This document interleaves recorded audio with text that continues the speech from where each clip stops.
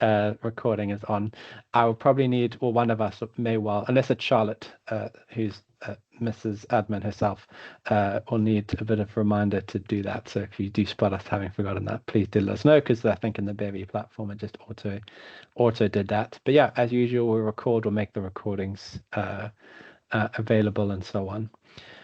So you've got myself and Sarah on the call today as your TUG leaders. Charlotte and Steve are able to join us on today's one. Please also let us know if any of your colleagues have trouble getting on, and we'll see what we can do and fix in the background around that. Today we only really have kind of one main focus, and that's Miles. We're gonna have a bit more time for him to go through some of what he's been talking about recently from a slightly different angle with the Tableau and Palantir integration within his work product. I had a little play with ChatGPT, and this is what we came up with today, trying to understand and explain sort of the different layers between what we have here. So this is my interpretation. This is not Miles' interpretation, but I liked putting him in there as the mechanic. I thought I quite enjoyed that picture there. But yeah, the FTP is the kind of overall platform, or that it all exists on. And Palantir, the Foundry side of it, maybe being some of the machinery that builds out the roads and so on, but very much where the data actually flows and what it flows in, those cars and those dashboards being the Tableau product that sort of sits on top of it. So this is what I threw in there. But I think without too much further ado, I think we'll hand over to Miles. I'll stop sharing. And Miles, if you want to share your screen at this point.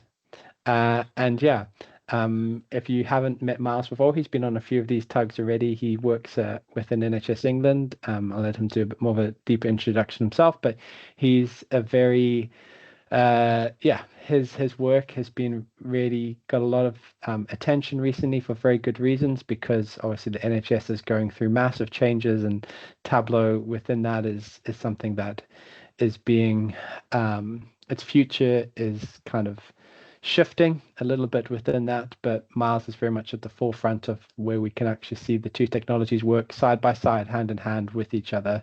We don't really want to dive too deep into politics or what we think of FTP or Palantir or Foundry, all those things. Is not the purpose of this call, but we're excited to be showcasing what can be done in conjunction and what Miles has been able to do in the constraints of that landscape.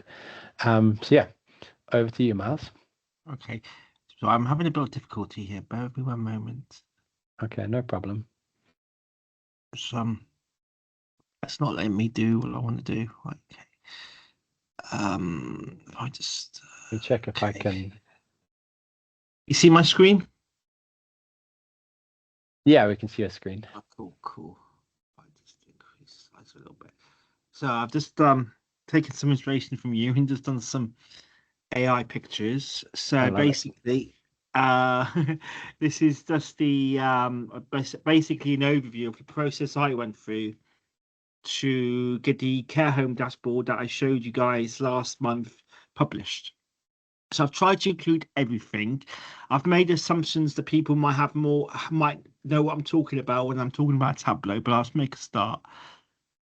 So pretty much the first thing you need to do is I had to do was understand the brief. So the first step to complete is to understand what the most important metrics the dashboard will need to show. In terms of the care home dashboard, it is important to show the denominator, the total number of residents eligible for COVID and flu vaccination.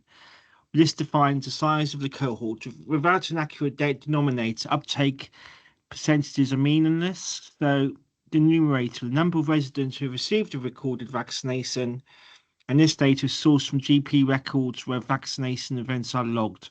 And then visits, the number of healthcare professional visits made to each care home measures operational delivery. If uptake is low, but visits are also low, the issues may be logistical rather than hesitancy. So I like this term. Hamza said about this to me like when I used to work with him. So one of the things we look at is identify actionable insights. So one of the things the dashboard would need to do is highlight underperformance, flag regions below 75% uptake, identify individual care homes below the threshold, and show variance between regions. Enable root cause analysis by combining uptake and visit data. You can show low uptake and low visits, capacity or scheduling issue, low uptake and high visits, possible refusal or data quality issue, high uptake and low visits, efficient delivery model. So support regional accountability, so regional breakdowns, map visualizations to quickly spot geographic gaps, downloadable spreadsheets for operational follow-up, drive target improvements to direct additional vaccination teams, escalate underperforming providers, and improve data recording where numerator inaccuracies exist. So basically, this is all discussed with the project team. So the care home visits are managed by the performance team. So we have meetings with the performance team to discuss what they want to see in the dashboard. The next step is to identify the FTP data sources and complete the data transformation. So the next step is to identify the required FTP data sources and combine them using PySpark within the controlled code repository. So the data sources we use are the residence cohort data. So we defined the denominator, vaccination event data. So recorded COVID and flu vaccinations to calculate the numerator, and visit data, records of healthcare professional visits to care homes. So the data transformation process. So we use in PySpark, the data sets were cleaned and standardized, filtered to the reporting period, joined using appropriate identifiers, and aggregated so we can calculate total eligible residents, total vaccinated residents, and uptake. So the final data set used for reporting was fully aggregated at care home or regional level, free from patient identifiable information, compliant with data protection and governance standards. So this ensured the dashboard. Miles, can I jump in and ask a couple of questions as you're going through? What was that process, going back to number 2 that you were doing there? What was that process like meeting with the performance team in the care homes? Were they really clear on what they wanted and needed, or was that a challenging process? I think as over anything, when you're discussing things with stakeholders, sometimes their understanding of the data and the process isn't as great as yours. So you have to be really good at explaining what intricacies of the different data points are. So, for example, they might make an assumption on the data, and it's just really good to be really clear. One of the issues we had was that we were using CQC data to identify the care homes that were going to be in scope for the vaccination period. But I'm sure, as many people are aware, you're often seeing on the news the care homes are closing and opening or being closed on quite a regular basis. They're going out of business, etc. So the care home estate can change quite regularly. So, for example, we could use August CQC data to identify the care homes for a season, but by December, 300 of those care homes have closed, and 300 new ones have opened up, either in the original in the premises of the closed homes or new homes altogether. So it's really important to use up-to-date CQC data. So one of the things I did was, when we used old CQC data from the beginning of the season, I actually logged how many care homes opened and closed throughout the season, and I now have then had the evidence to go back to my stakeholders and say that we can now, if we use the most up-to-date data for CQC, we're going to have a much more accurate picture of what's going on out there, and we'll have a better uptake figure, because by using old, out-of-date CQC data, we're actually excluding homes. New homes have come on board where residents have now been transferred to from the closed homes. So That was a really good way of showing how we're progressing. Did you have any more questions, Rowan? No, that's really helpful. I presume you're using the kind of publicly available API within the CQC within all of that sort of thing. Wow, Did that's very interesting you say that, Rowan, because we go through a process of uploading CQC data into FTP manually because we've I tried to use the really API and it hasn't worked. So oh if you have any knowledge that could help us with using the API, that'd be yeah, I'll much catch up with you appreciated. about that. We did a whole Brilliant. project on that at one point. Thank you. So Oh, yeah. okay. Thank you. Okay. Yeah, but were you familiar with that data before you got into those client meetings, or is this something you were learning on the fly in I, conjunction with talking to the clients?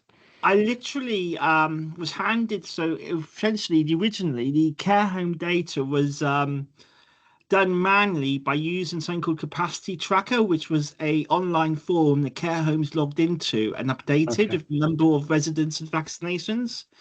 And this is downloaded as a spreadsheet, but sometimes the data was a month out of date, so it was never current.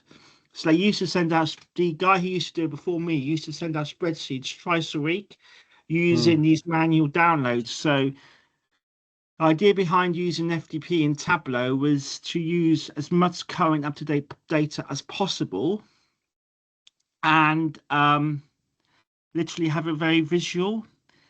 mm. And the CQC data is very interesting. I mean, I've been using this since March 24. Okay. So So you're quite familiar yeah, with it. I'm very familiar with it. Yes, yes, and it's very interesting to see like the data is very good. They've added a couple of columns last year, which caused a little bit of confusion, but they were very helpful because one of the things we used to have with care homes is that if you had a dual provider site, a care home was being listed twice. So they Mm. added a column which allowed us to see what the primary provider was. So we're able to filter out the secondary provider and just go by the primary provider. So that was very useful. Mm. But if I just go on to the next bit. Oh, Yeah, just so before you do, yeah, there's a question that came yeah, in, a okay. couple of questions. Yeah. Wilf asks, was there a need for data suppression at smaller care homes? Do you want to take that one? Just speak to that Um first. yeah, that's a very good question actually. And this actually came up with another project I'm working on. So um with terms of data oppression, so the whole idea of the dashboard was to ensure that all care home residents are vaccinated for um COVID COVID vaccinations. So we had a conversation with our information governance department, and they said as long as the care homes know who's in their care homes and who hasn't been vaccinated, so there wasn't really a need to do any data suppression because we're doing these figures at care home level. Some care homes could only have one or two residents if they're extremely small, so there wasn't really a requirement for that. Okay.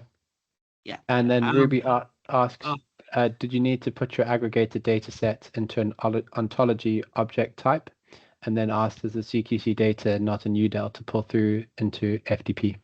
the CQC data is in UDEL. A colleague, Jim Lockyer, uses that to identify the most recent CQC care home ID when he assigns a care home ODS code to a resident. But in terms of what we use it for, we can't actually access that because it's on a different server used by the engineers. But I'm hoping with what you just said about the API and being able to help, we'll be able to automate that ourselves. Yeah, we definitely use some interim Yeah, technology, so yeah, I can't not make any promises you're gonna, yeah, yeah. but we'll definitely share our expertise with you on that. I'll get Okay, my data engineer who was involved with that on a call with you okay, and figure that out. okay. It'll need to be one of our data developers, but I'm more than happy to coordinate that. Yeah, we'll I'd chat like to, offline. okay. And then basically another thing I want to say, this is like a pipeline I created. So I have lots of different transformations that all merge together in the final data sets, which is all aggregated. So all of these yellow boxes here have all got transformations using the patient side ID. But as soon as it goes into the final data set, it turns into it's all aggregated and we remove all the patient identifiable information. If I go down Okay. to the next step, we then complete an egress request. So Before the Can I? data, So sorry. one last question on that. It's Yeah, just because it's a topic that we're kind of dealing with at the moment. okay, yeah, In terms of a lot of that's data production and yeah, transformation and cleaning and yeah, so on, was there anything in that particular, in those steps that you can speak to for us as a group where yeah. you prepared the data so it was particularly Tableau friendly? Was there anything that you did that, to change the shape of the data or pivot in a certain way or anything in particular that is useful for us as a group to understand this is a good step to do upstream of Tableau to get the most Yes, out of your data to then absolutely. put into I Tableau? Can you speak to that a little? I can do that. I can do that example. So I'm currently doing another dashboard for HPV vaccinations, and I had all the data going into the Tableau dashboard, and I was like writing all these different calculated formulas to say what is the student denominator for girls, what is the student denominator for boys, and I wrote a formula that said gender equals male, then the student denominator, and I thought, why am I doing all of this in Tableau? So I literally went back to the Tableau code, the FTP code, and actually wrote those formulas into the FTP data. So when it went in back into Tableau afterwards, it was already there. So I didn't have to write those formulas. So And was it that is, just a performance benefit? Is that why you did yeah, that? performance benefit. Yes. So I didn't have to have so many manual formulas in Tableau.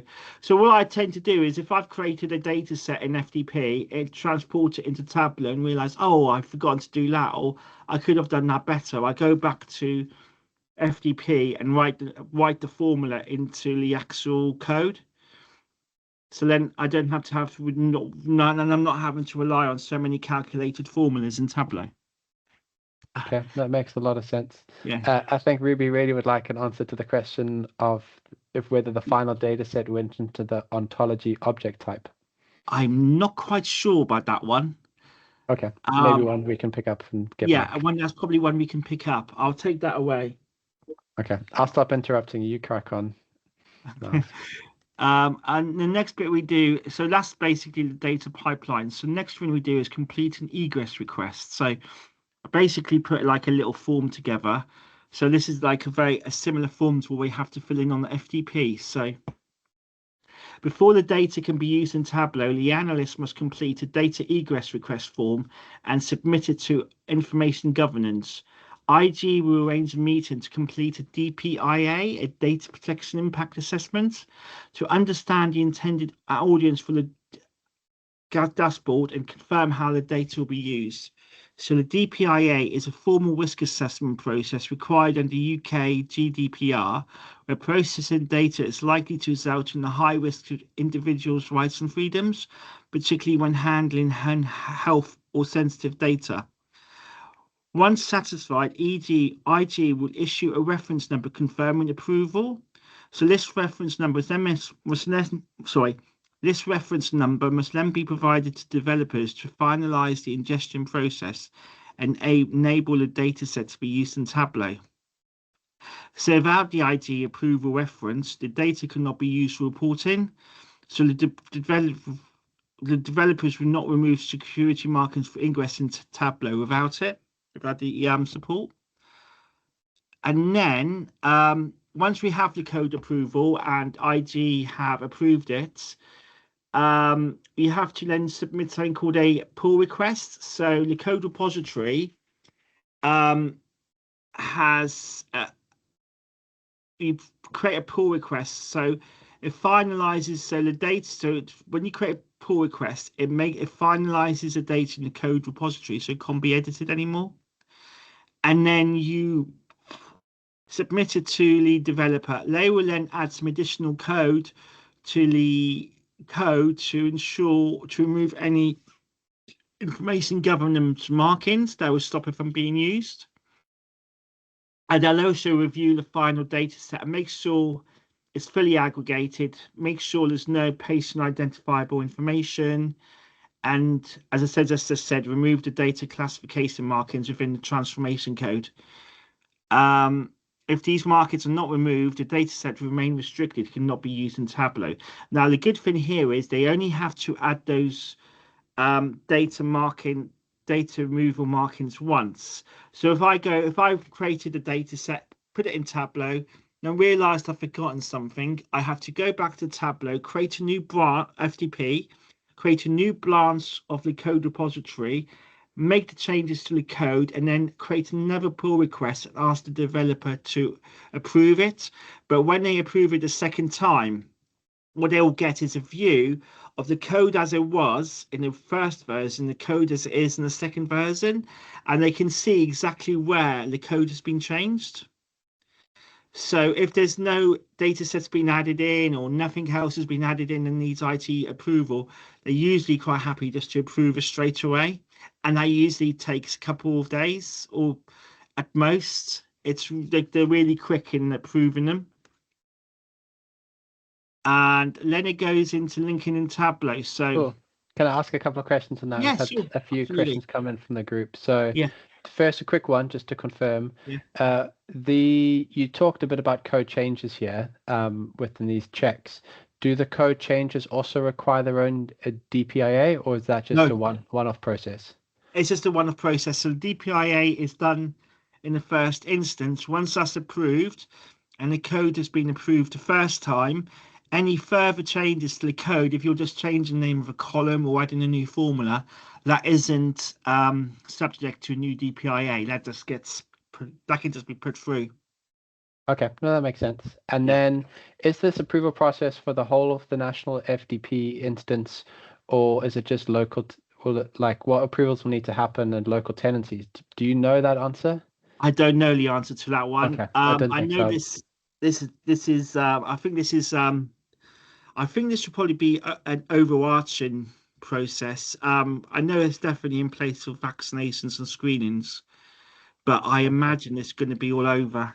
Yeah, you'd think so. Yeah. Then the other question is just Yeah. timeframes. What are the timeframes and timescales in terms of these processes, both in terms of the DPAA checks as well as the developer checks and things like that, so the DPAA approvals at least?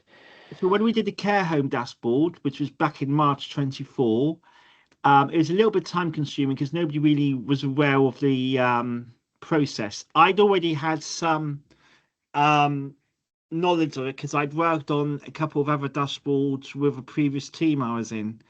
But once we got over the IG clearance, etc., I don't think it took more than about 2 or 3 weeks. But Okay. with And how this, long did the IG take? pretty quick, really. I think one of the things we came up against with developers um, were a bit overzealous. So as I said, when we had like one one school with like 2 students, and they said, well, there's patient identifiable, there's school identifiable patient identifiable information in there, and they didn't think it should be authorized. When we went back to IG, they said no, that's fine because the students have to be vaccinated. It's just we don't. It's and the schools know who the patients are. Um, so it's fine to go ahead. Yeah, that makes sense. I think it's Yeah, just worth us bearing in mind as Tableau developers, I guess yeah, primarily on this call, that yeah, as we're developing data that might touch other systems, yeah, whether it's this one or other ones, that we need to make sure when we're speaking to stakeholders and planning the process out that it is time consuming to go through these various. yeah, It's not just getting the work done, it's the approval checks and so on yeah. that create delays that need to be factored into the process. Yeah, the lady we deal with, she's very much aware of what it is we do with the process now, and I think she's sort of got confidence that I sort of understand what I need to do. So it goes through a bit quicker now. Okay, But I that's mean, good. Hopefully yeah, quicker and quicker. yeah, yeah. Okay, cool. And then the next bit is linking to Tableau. So with the egress application authorized, the developer will approve the changes and merge the changes to the dataset. This approval will ensure that all data sensitive markings will be removed. The developers will also create a folder in FTP specific to the egress request. In this case, the folder will be called Care Home Egress. The analyst will then need to create a view of the data in FTP and set up a refresh schedule so the report updates daily at a specific time. Usually it's best to make the schedule depending on when core data sets refresh. So here I've got a screenshot from Tableau which shows that so you connect to the data and you use the Palantir Foundry datasets by Palantir connection. And then I will open up this box here, which is the Foundry data set by Palantir. You'll be asked to sign in with a token. Now, this token will last for a few months, and this connects your Tableau dashboard to the data set you've created on your profile in FTP. So you can access this. You can create a token by accessing your profile in FTP, and it's very clear. It literally says on the token there. It says you click tokens, and then where it says create token, you click on create token, and it will give you a unique ID, which is about 40 letters and numbers all muddled up. And what I tend to do is I copy that, put it into a notepad, and every time I need to use it to log into Tableau, I just copy and paste it from Notepad and put it into Tableau. And then once you've done all of that, you will then be prompted to enter the name of the egress folder from tab FTP and the name associated with the view. Once complete, the data will be ready to use in Tableau to create a dashboard. So in the project, you enter the name of the egress folder, and in the data set, you just enter the name of the view you've created, and then literally you press on connect, and it will then bring the data into Tableau, and then you can create your dashboard. Once you've created your dashboard, you need to then publish your data set to the Tableau public server. So yeah, I've forgotten to add it, and I forgot to add that bit into this presentation. So I'm not sure if anybody's had experience in Tableau of creating an extract. So what I tend to do is I'll set up my data set in Tableau. If I've added any formulas or calculated formulas, I'll add those and I'll create an extract. And then once we have the extract, we will then publish the data source, the thing we need to remember here is where we're actually publishing the data that feeds the dashboard separately to the dashboard. So what you need to do is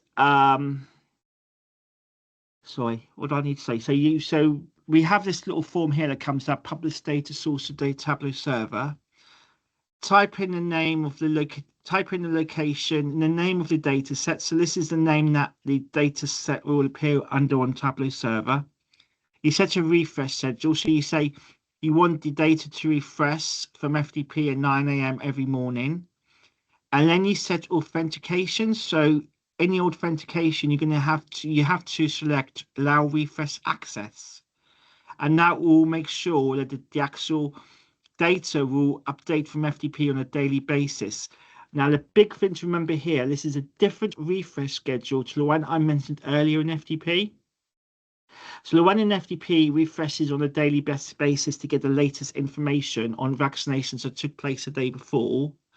This refresh is actually making sure that the data that's taken from FTP yesterday is refreshed to the latest version today.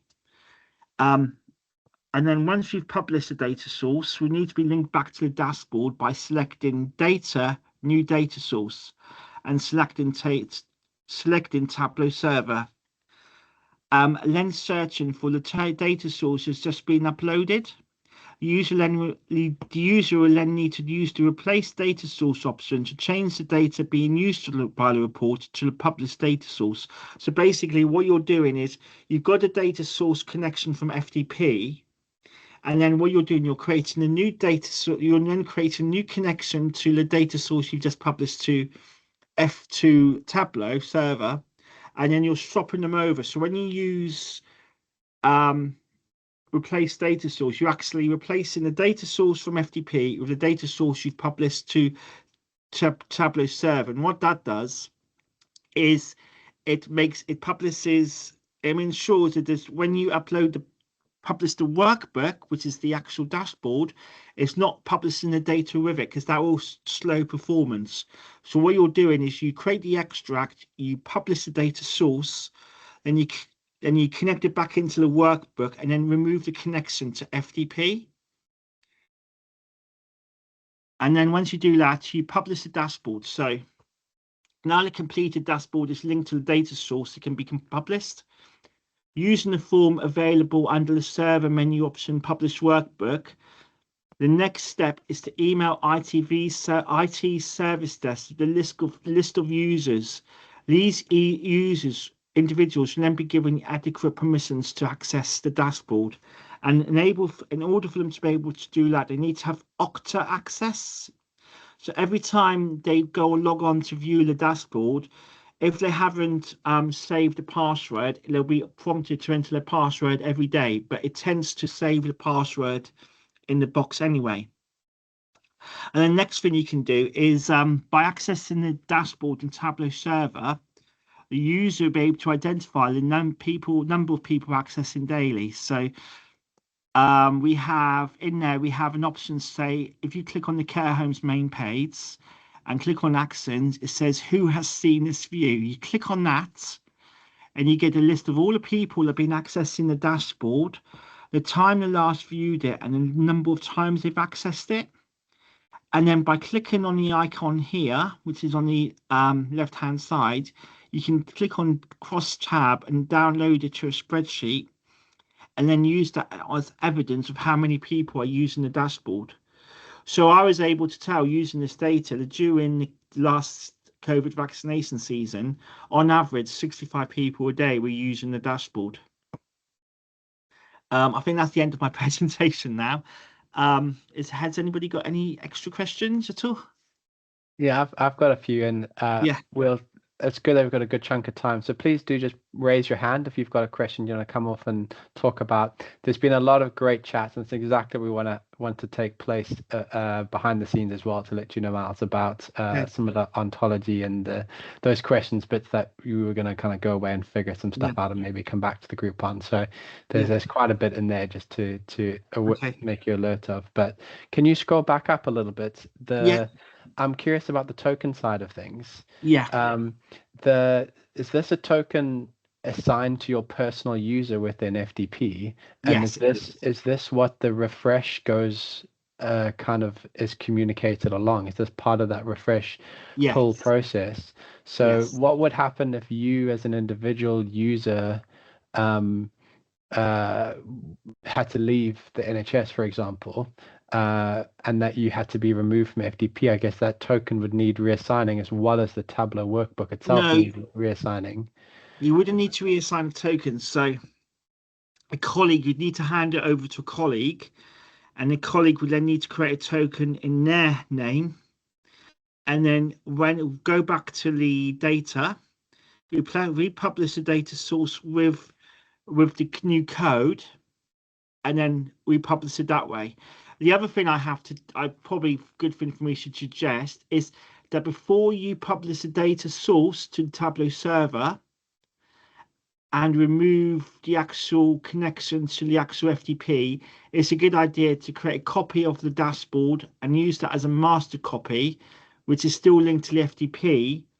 So if that does happen and a token does expire, or the person leaves who's created it, you can create a copy. You can go back to the master copy of the dashboard and republish the data using the new token. Okay, that makes sense. Because one of the problems we have is once we've published a dashboard and then use the data source as the one published to Tableau, you can't edit the calculations. So then you have to have a master copy which is connected to the original FTP data source to enable you to continue editing any formulas. Yeah, I think a lot of us are run into that problem once you publish up the data set and you want to go back and change calculated fields. I think that's quite a global challenge. So that's a really good way around that. Yeah. Couple of questions coming through. Before I get to a couple of specifics, I guess one of the concerns coming up within the chat is the idea of duplication or different versions of the same data, or just governance and that sort of thing. Are there things that you can speak to in this process? So it's a little bit convoluted to make sure that you're kind of managing that. I use version controls. Okay. I tend to say, we tend to save over. I've got backups on Word of any code I create, but we tend to because the name of the data set is a specific name, you have to save over. If you make any changes to code, you have to save over the original. You can't change the name of the final data set. You have to keep the same name. And obviously, your Tableau dashboard is serving a certain purpose, building a certain product on top of your data. But do you see wider uses for the data set that you've produced? Is that communicated to other teams? Do other people have access to that data? Is there a way that can be a collaborative process and people can build from what you have? So you do have the option. So the dashboard, the first care home dashboard I created was available to regions and ICBs. And there was an option in there to download some information if they needed to. We have spoken to because I'm not sure if you remember earlier I spoke about something called Capacity Tracker. There is a DHSC tool which is updated by care homes with resident totals and vaccination totals. Now that data set, Capacity Tracker, now that isn't, we met with them last year and they're actually not going to use Capacity Tracker anymore to update care homes for COVID vaccinations because we've using this Tableau dashboard and using all the data quality improvements we've made, and we've actually been in a position where we've been able to improve the population figures in FDP to a high degree.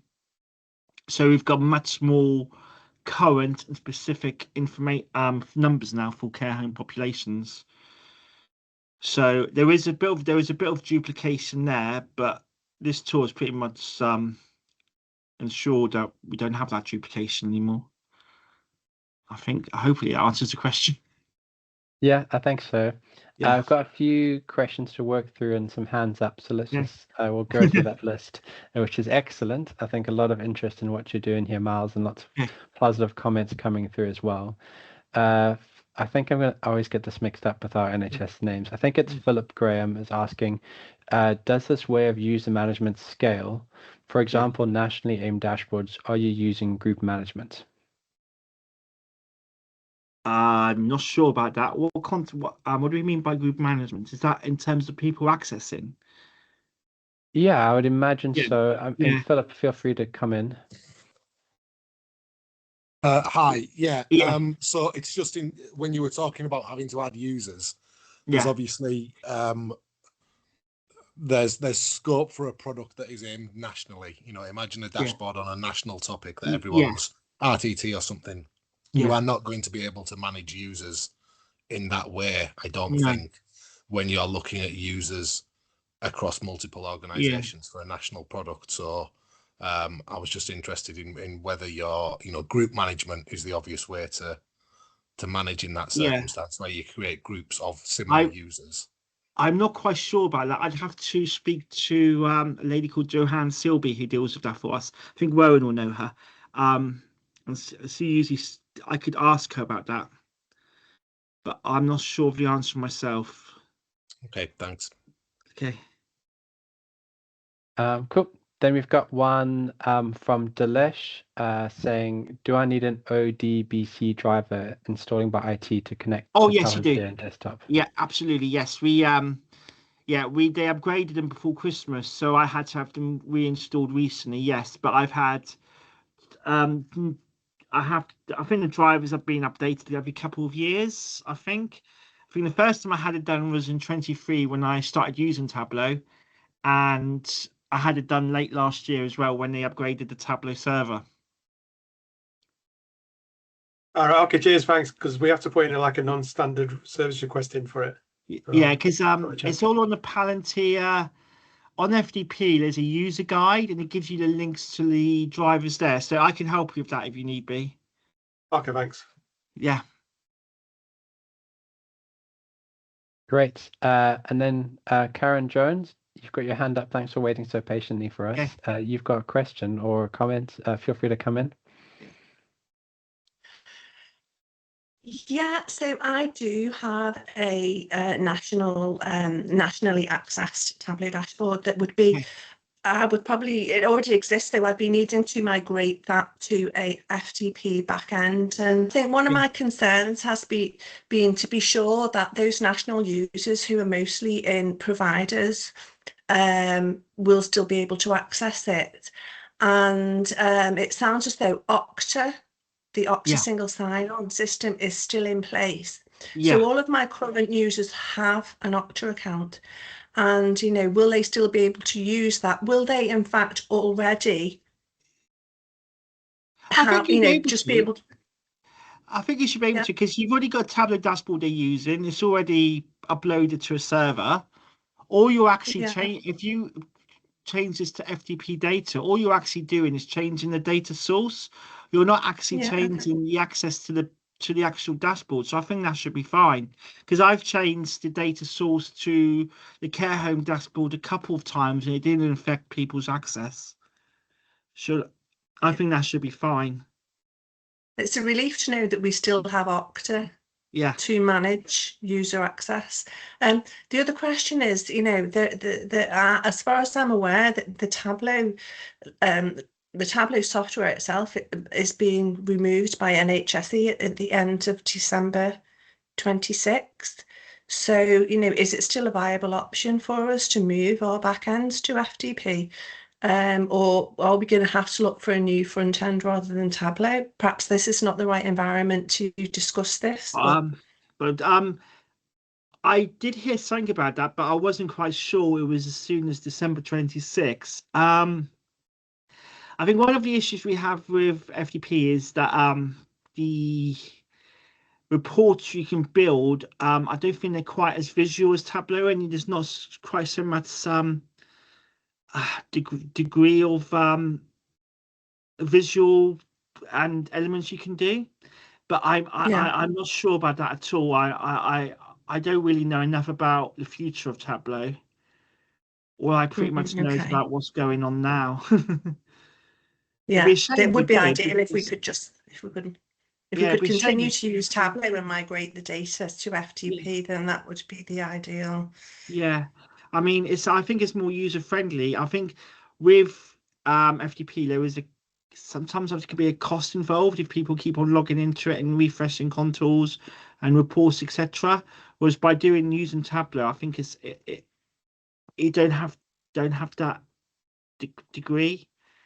Yeah, I'm not sure, but I know there's murmurings about Tableau's future, but I wasn't sure as recently as soon as December 26th. So. Yeah, let's maybe not get too deep into the exact politics around it. Karen, does that answer your question around that? Yeah, thank you. But I will be misbehaved for a second and hope I get away with it. Yeah. What? Because obviously there's a lot of this conversation pinging about and a lot of this kind of thing coming up anyway. What did you see as the advantages to building this in Tableau? And what was that process like in terms of getting that sign off from whatever execs, etc., above you to make that decision? I came from a team that we had a meeting. I think if people remember the presentation that Hamza and Anthony did last time, we were in a position during COVID of sending out PowerPoint presentations that could be in excess of 50 pages, where there was a lot of information. And by the time they were collated and sent out, they became out of date anyway. So one of the ideas behind using Tableau was to have connections to most recent data accessible via a dashboard, and we spent a lot of time developing these. Unfortunately, during the last restructure, the team was disbanded, and as I was the sole NHS employee, I was very gratefully accepted by my current team, and I'd already had a handover of care home work when I was in Hamza's team, and then when I came into the new team I was in now, the contractor dealing with care homes left quite quickly, and I literally had one more day of handover, and I think I'd already started developing something in Tableau, so it just continued from there. It seemed a shame at the time to bin all the Tableau work we'd done and set up in use NDP at the time. So that's what we continue to do. It ended up being a lifesaver as well, because when we used FDP, instead of having to rebuild everything in FDP, if we built it all in NDP, we could just we could just continue using Tableau. Okay. Were there any particular features? Were you questioned at any point to say no, you need to go down a different route, or were you just left to get on with it? I think I had confidence in what I'd built previously in Tableau, and this allowed me to continue it. And you're not aware of any current conversations to shift it over to anything else? The care home dashboard as it is has now come to an end in Tableau. So the care home dashboard was very in depth. It looked into a lot of different metrics. But now it's gone into what's called business as usual. So we're not so concerned about care home visits. We're not so concerned about activity, etc. So now it's just going to be like a very plain table in FDP, which is just going to show uptake. Okay. But we are developing a Tableau dashboard for something else. But the care home one has come to an end as it is in its current iteration. Okay. Great. Are there there's a question from Ruby to say, can we get access to your slides? Are you happy to share those? Absolutely, that's fine. But I need to great. go back and change a couple of things, because there's a couple of things I'd forgot to add when I was reading through. So okay. Yeah. We'll take that offline and figure out how to get that across to everybody. But yeah, Okay. we'll get that through. Are there any last minute questions before we get onto the fun bit of the wheel of prizes? I may have missed someone's question and then amongst all the chat, so please do let me know if I did and you do have a question for Miles.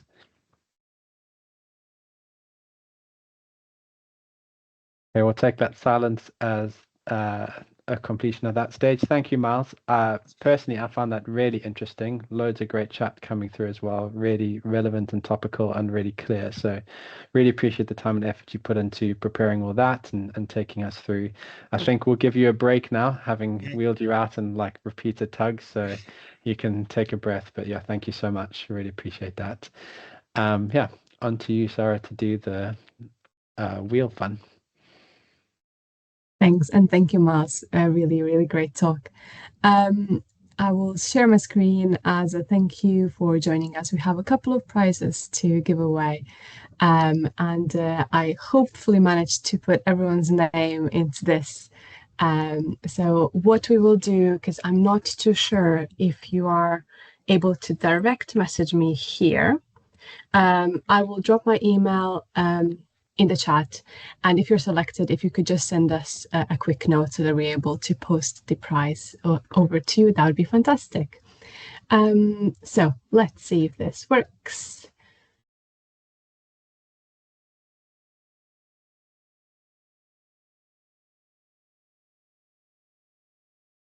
Neha, if you're still with us, please drop me a note over email and we'll be in touch to get your prize over to you. And then we have two more to choose. Okay.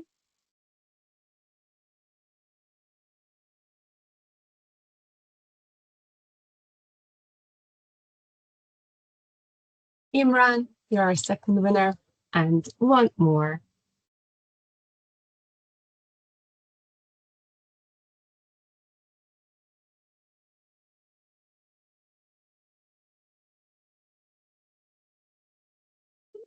Stopping.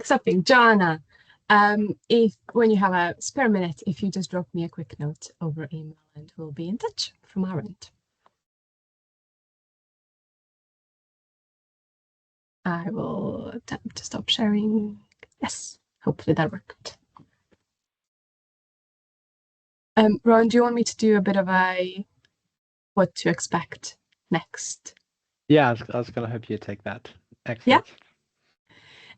So just as a quick note, if you're new to Tableau, there is a newbie Tableau user group happening in March. It's the 11th of March at 4 p.m. And the whole topic of tags in 2026 for them is road to certification.